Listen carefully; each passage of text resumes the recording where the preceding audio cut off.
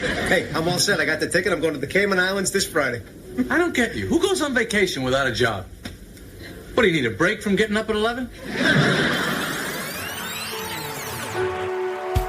Hey, podcast listener, even if you are alone in your entrepreneurial journey, know that today, right now in your earbuds, you are joined by thousands of entrepreneurs from all around the globe seeking to grow better, more profitable, location-independent businesses.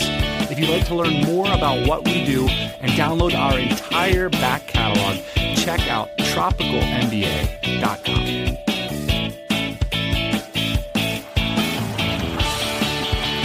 Hey guys, Ian here. Thanks for tuning into the show. This week we have a special show. Dan is off gallivanting around with his family in Asia.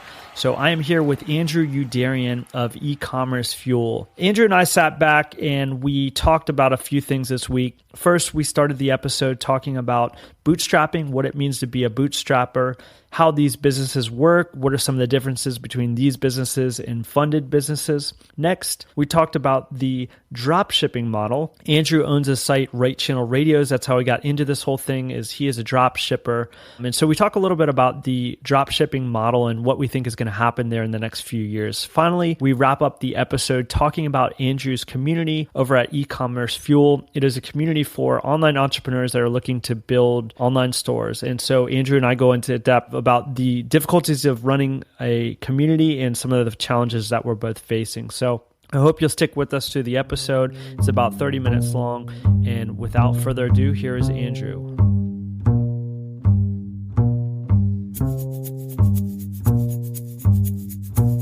I think if you want to build something enormous, like if your number one goal in life is to be the next Elon Musk and build the next Tesla or PayPal, unless you're a Morgan or a Rothschild or someone with an enormous amount of capital in the bank, yeah, you need to go out and get VC funding. But for pretty much any other goals that you have in terms of being able to shape the future of your business, to be able to like have a great work-life balance, all these kind of things have freedom, personal freedom to do whatever you want. Bootstrapping to me makes just a ton more sense. The reason I started out with bootstrapping was I didn't know anything and I didn't want to waste a bunch of money. So nobody would have given me money when I started anyway. But, you know, fast forward 7 years since you've been in it, I think you could probably go out, I could go out, especially in today's environment, and raise a bunch of money for something. But don't do it because I love having complete control over my business. I don't want to answer to a bunch of other people. I love having the flexibility in terms of a lifestyle where, you know, if you want to take off for a month or 2 months and you have a business that's automated and really well systemized, you can do that. You know, if you're taking other people's money and you take off for 2 months and just to relax, they're going to freak out. They're not going to be happy about that. So yeah, there's a ton of reasons why maybe it takes longer to scale up a business, but there's so many other fringe benefits, especially non-financial, that makes it a no-brainer for me. Yeah, we were talking before the podcast. You're getting ready to hop in a van with your family over the summer and go on a road trip for a month and a half. And you said, I really don't have any itinerary. I don't know when I'm going to be back. I don't know where I'm going to shower. I don't know any of these things.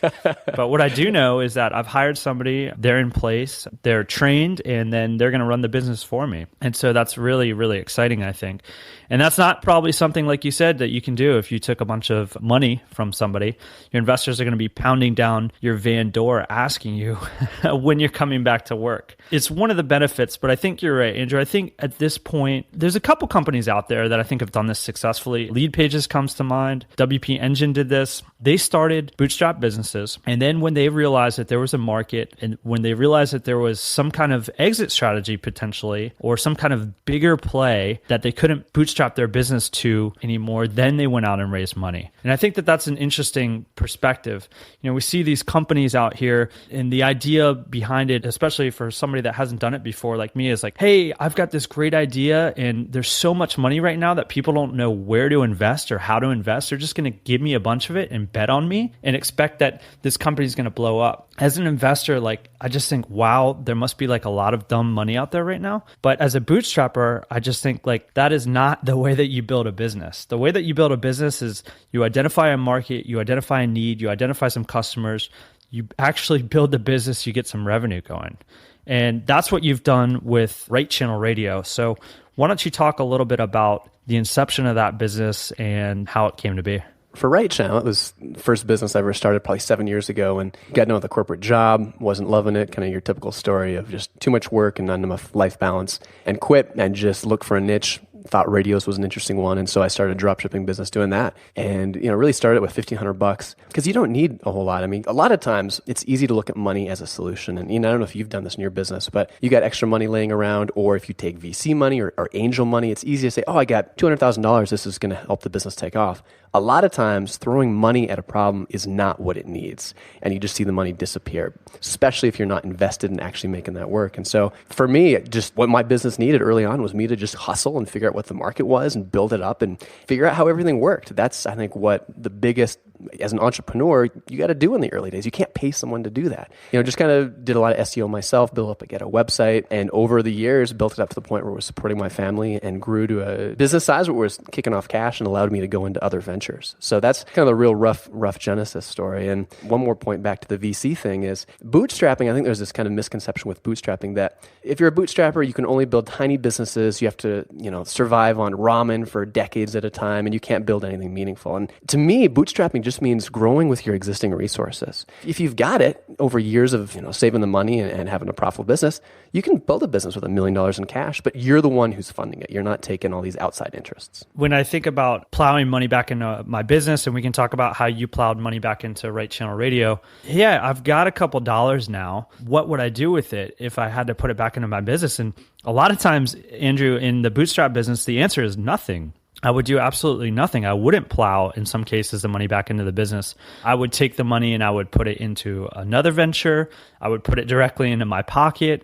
I mean, sometimes these businesses, they don't need money. What they need is expertise. They need good people working on them. You know what I mean? It's like they don't always just need money. 100% agree. But you did actually plow money back into your bootstrap business. And so tell us a little bit about this. I think it was 6 months ago or so, you decided to plow $50,000 back into your company. And we're not talking about trickling it back into your company, making a long-term investment. You said, here's $50,000 on the side of my desk. I'm going to give this over to who? To break it down, it was about $30K in development and design costs for a new website and about $20K in staff expenses over that period to really rehash or completely redo our entire website. So our site was terrible on a mobile front, and mobile's been blowing up, and our conversion rates on mobile were just awful. And we had a few other usability things that we identified. So really, it was just a massive 6-month, $50K project to redesign the whole website. And so that's what we did. I can get in, I don't know if you want me to get into kind of how we thought through it and if it was a good idea or not, but that's what we spent the money on.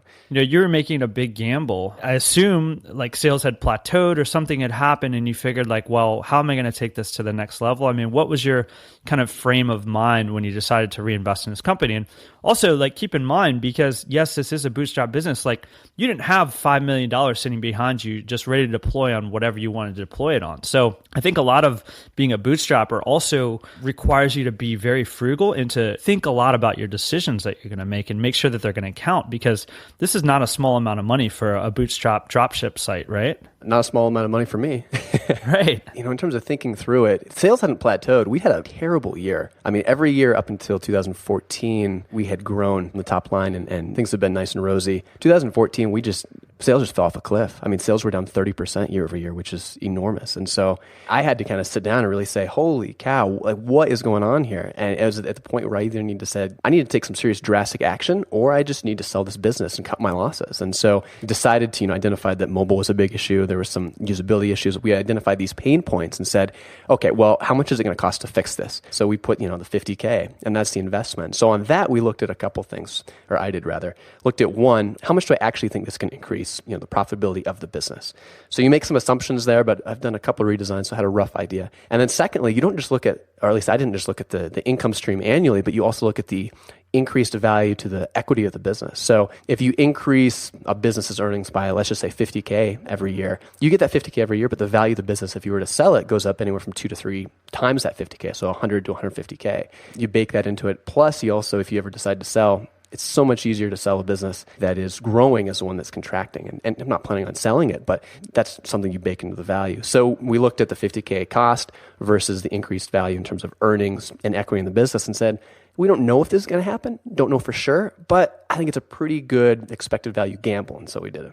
Yeah, and I think you had some pretty amazing results. You go into that on your site and exactly the kinds of things that you expected and the results that you got. So Andrew, it's interesting to hear that sales hadn't plateaued, but you were really feeling like there had been some kind of dip, right? And so you felt like this was kind of necessary. Now, what do you think about deploying cash back into your business when everything's going right? I mean, I think a lot of people have this issue, which is like, hey, everything's going well. I've got a nice line that's headed straight up to the sun, but I'm starting to get all this cash because the company's doing well. What are your thoughts on redeploying that money back into the business? How do you do that effectively? That's a really good question. And I think it's one of the hardest parts about being an entrepreneur with making judgment calls like that. I think it depends on what it is. Let's say if you've got a paid campaign, let's say like a retargeting campaign, and it's just incredibly profitable for you, but the only problem is you don't have enough cash to fund it to the maximum amount that you can to buy as much qualified traffic. Yeah, max that baby out. But I think a lot of times people look at a business and say, maybe we should be doing more blogging, or maybe we should be adding a new product line or something like that. These unproven areas where it's just easier to hire someone and have them do it or pay a consultant than to, kind of hash through it and see if it really works. I think it's a tough judgment call. I think if you can quantify it and very easily say, I put 10K in here, I get 20K out here. I know I'm going to do that. I'll do that all day long. But on some of those squishier things, I think a lot of times, especially in some of the niche businesses that kind of bootstrappers or kind of lifestyle entrepreneurs are in, you really see diminishing returns as you start to grow. And I don't think there's an easy answer. I think it's a judgment call. Yeah, I agree with that. I think one of the things to keep in mind is to know, like you said, know how your business makes money. So for our physical product business, the way that we make money is by introducing new products. Time and time again, that is our number one way that we grow, is by introducing new products. And so, we can optimize all this stuff. And you actually had a great post that I read the other day about which metrics you should be paying attention to and which you shouldn't.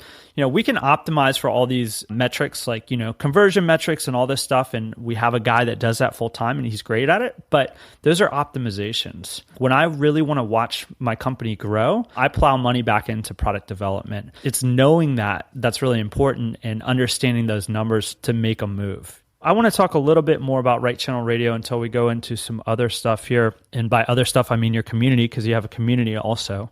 With Right Channel Radio, one of the questions that I had for you is, and I hope we can do a little bit of battle here, because I think we might have opposing views. So Right Channel Radio is a drop shipping site. You don't sell any of your own products per se. These are all coming from suppliers. What do you think the future of this kind of business is? Because here's my thought, Andrew. I'm always leery of these businesses because I feel like it's not super defensible. But obviously, you've made an amazing business out of it. And I think the one example that I came up with that's kind of similar to your business is Crutchfield. Crutchfield is basically an online retailer for electronics. I've been buying with them probably the past 20 years. I mean, they resell car stereos, home entertainment equipment, stuff like that. The reason I continue to buy with them is because they have the best education online and anywhere else.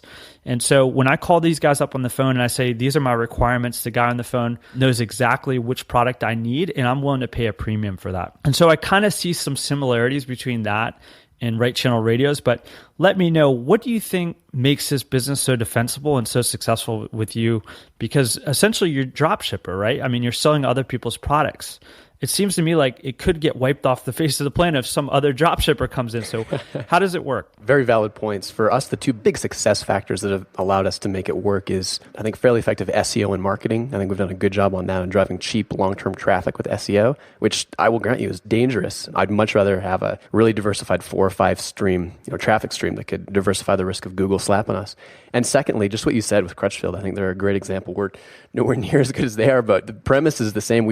Our niche is complicated. If you're going to install a radio in your vehicle, because we kind of do CB equipment, first, just like a kind of home stereo or something like that, if you don't do it all the time, there's like 8 different components you need to figure out what to install, and it's confusing, and there's a lot of questions, so we have a lot of pre-purchase anxiety. So we've just spent a ton of time building a website that addresses those, that helps people understand what works well with what. But ultimately, you're right, Ian, dropshipping, I think, is scary in the fact that, it's not as defensible as building your own portable bar and something that you can proprietarily own. And I mean, in the future, looking down the road for us, we're going to either need to build out our own brand of products to sell alongside existing products, or I probably won't be investing heavily in that business in the future, and or we'll sell it, just because exactly what you said. I think it's getting harder to defend those kind of markets. So maybe we aren't doing battle. Maybe you agree with me. You don't have to, but And this makes for bad podcasting. I'm sorry to disappoint. that's really interesting to hear, though, from you, because you've been working on this business for several years now, and it's really successful. So what kind of advice do you give to people that are trying to start a dropship business? And do you think that this is a business that's going to exist 10 years from now, maybe even 5 years from now?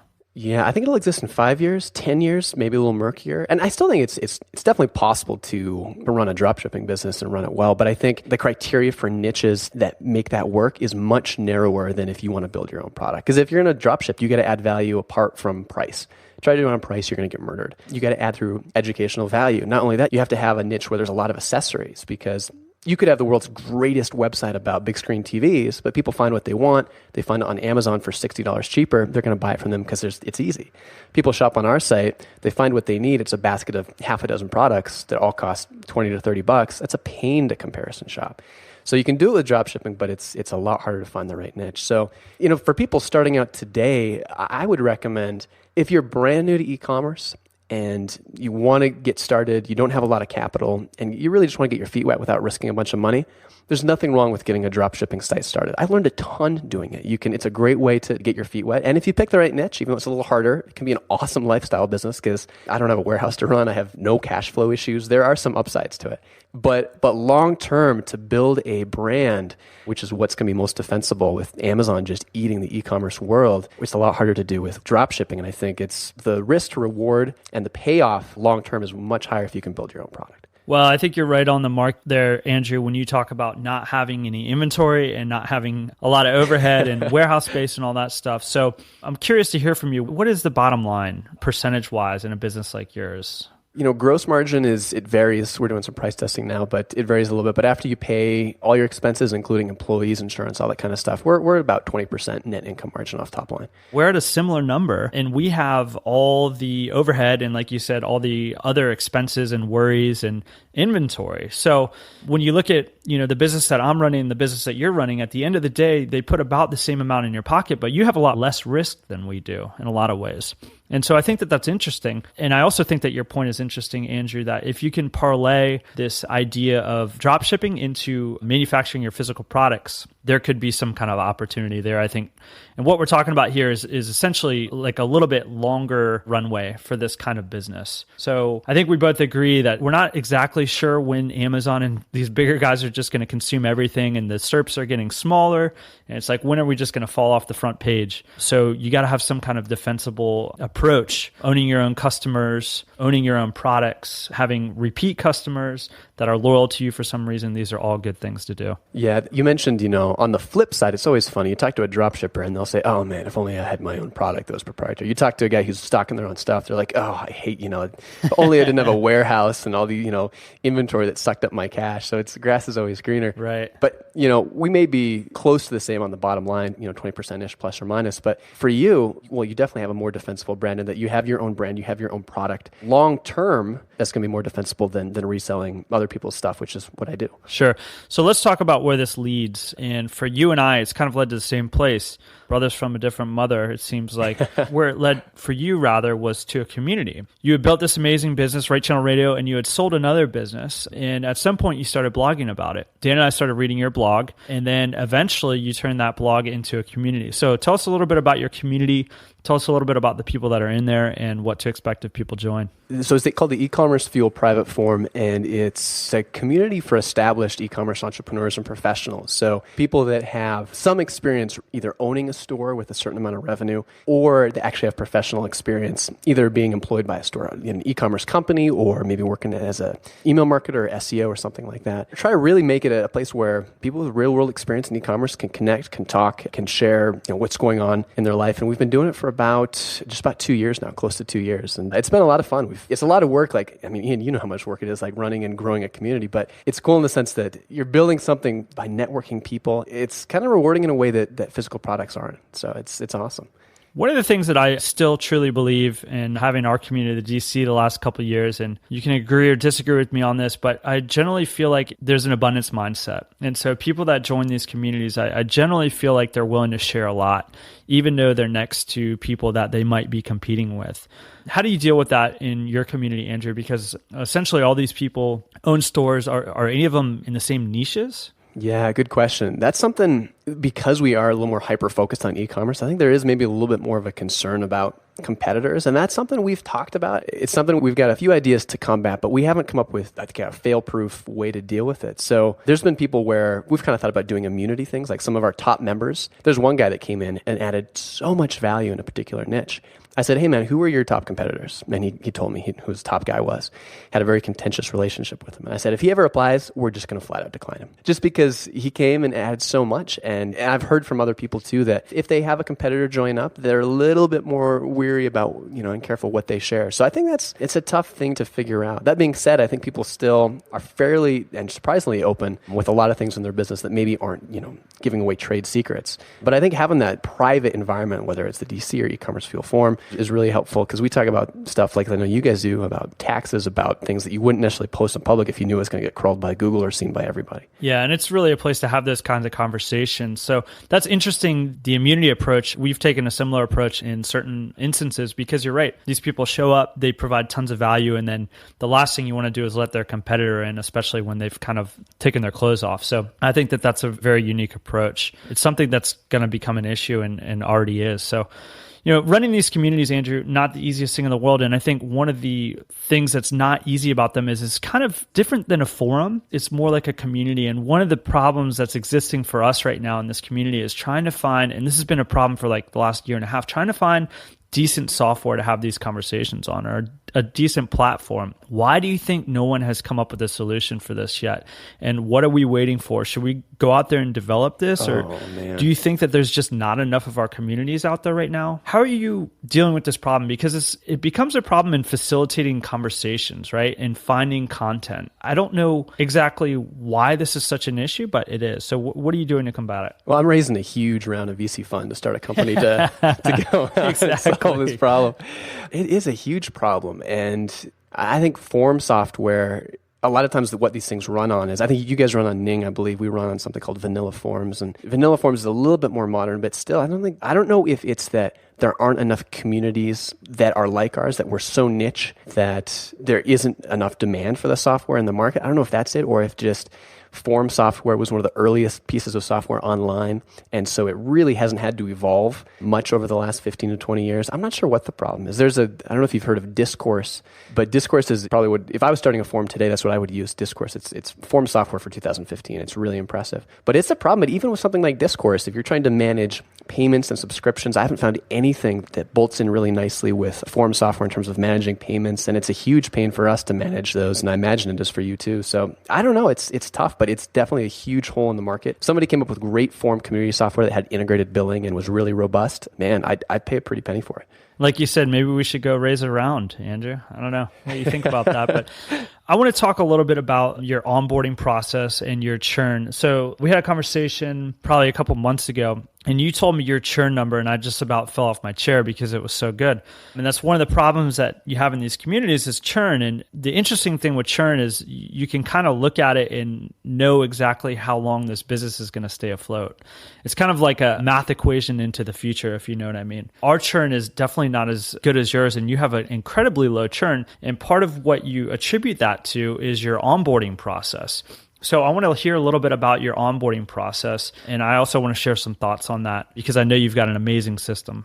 Well, thanks. We've tried to really prioritize onboarding, and I kind of liken it to joining a community is kind of like showing up to a party where you may or may not know people. And if you show up to a party and nobody really, everyone's off in their own little clique and discussion, you kind of hang out, you grab a drink, and then you're like, man, I can't find anyone to talk to. I'm going to go to the bathroom so I don't feel awkward, and you come back. You're going to have a terrible experience. You're probably not going to come back, and it's going to leave a sour taste in your mouth. But if you show up to a party and the host or someone who knows the host really well comes up, they introduce themselves, they're really excited to see you, they chat with you for a little bit, they get you a drink, they introduce you to somebody else and kind of bring you into the fold. You're just, the experience and the loyalty you have to them is just from that one little 20-minute interaction is just so much dramatically different. So we really try to, at a minimum, welcome all new members. Our community manager, Laura, she always writes a personalized email to everyone who joins up. I'm not perfect about this, but I always try to at least ping people as well by email that they join up just to welcome them and say hi and let them know I'm glad they joined. And recently, over the last couple months, we're doing kind of even going a step further and trying to introduce them to at least a couple people in the forum right off the bat. One person that is just a regular that they're probably going to see posting fairly frequently, so they feel like they know someone. And then a second person that is connected to them, like maybe if they're an email marketer, someone else in the email marketing world, someone that shares a similarity. We're trying to do a new member call so they can actually put, faces to names. And so trying to make that more robust. We've had a lot of people tell us that, hey man, I was really blown away by your onboarding process. It made me feel like you cared about me, and I'm going to stick around for a while because of it. Yeah, it's a really great process, and we've stolen a lot of it. So thank you for that, Andrew. We've implemented the new member calls, which have been great. Actually, we have 2 new member calls. So one is just like pack as many people as you can into the GoToMeeting and have a call. I'll jump on that with Dan and Alex. And then the other call is what you said, which is like a one-on-one call. And we've implemented that too. And so I think you're right. It is really important when people come into your community that you're able to buddy them up with somebody, say, hey, these are the people that you should know. You could do that either with an email, I think, or with a phone call. These are the things that you should be paying attention to, because the bottom line is, like you said, at the party, you don't want to be lonely, but the bottom line with this software, and I think a lot of it comes down to a software problem, Andrew, is that there just isn't tons of visibility on the community once you get in there. I'm a power forum user. So for me, it's a little bit different. I've been trolling forums for the last 15 years, but if you're just kind of getting into this kind of thing, you show up to a forum, it's very hard to tell what's going on. You see these little squares with these little faces on them, and you see these titles, and you get intimidated to post, I think, a lot of different ways. And so you've got to figure out a way to integrate people into the community, especially because it's a virtual community. I mean, like you said, you're not actually even showing up to a party. So I think that, like you said, the more that you can do early on in the game to get people engaged, the longer that they're going to stay around your community. And ultimately, that's what you're looking for, because that will reduce your churn. Andrew, I think this has been a very, very interesting conversation. I think that we could talk for an hour and a half about these communities and this drop shipping. Are there any parting shots while I have you on the phone? I know that you need to start your day. No, I don't think so. Just one last comment on the onboarding that you mentioned is anytime you've got communities, that first 30 to 60 days is so crucial for new members to figure out if they're going to get habituated into checking your community, if they're going to engage. And like you said, with software, there's not any good solutions out there. So we've been kind of doing something where all of our new members for a 2 to 3 month period kind of go on a new member dashboard where it's kind of manual. It's a ghetto process, but we see how many times they've commented, when they're logging in, and if they're not engaging, we try to proactively reach out to them. We're kind of rolling that out now. But yeah, if anyone's out there, I know John Myers I heard some rumors through the grapevine, he was doing some stuff with maybe building something up like this. Would love to see it. Anyone else is thinking about doing something similar, it's a huge need in the market. So that would be my parting shot. If anyone builds it, let me know. I'd love to sign up. Yeah, certainly. An easy way to get Andrew or myself or anybody that's running a community on the phone to talk to them is just tell them that you're building community building software, and all of a sudden everybody's calendars are freed up. So Andrew, where can people find you? Where's your blog? Where's your community? Yeah, best place to find me is over at eCommerceFuel.com. From there, you can find the forum, our private community, the blog, pretty much everything I'm doing. It's the best jump-off spot. Awesome, Andrew. Well, thank you so much for being on the show this week. Yeah, let's do a part 2 sometime, and we'll really go into the meat and potatoes of these communities. Yeah, I'd love to. Thanks for having me on, Ian.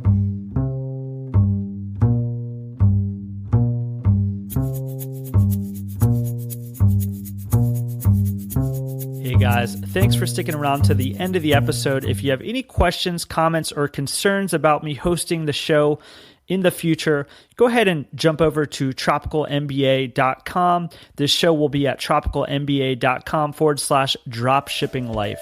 Hope to see you next week. Hey, thanks for listening to the Tropical MBA podcast. You can go to tropicalmba.com, get access to hundreds of back episodes and all kinds of other goodies. Load up your iPod. That is the cheapest way to fly business class on your next international flight. We will see you next Thursday morning, 8 a.m. Eastern Standard Time.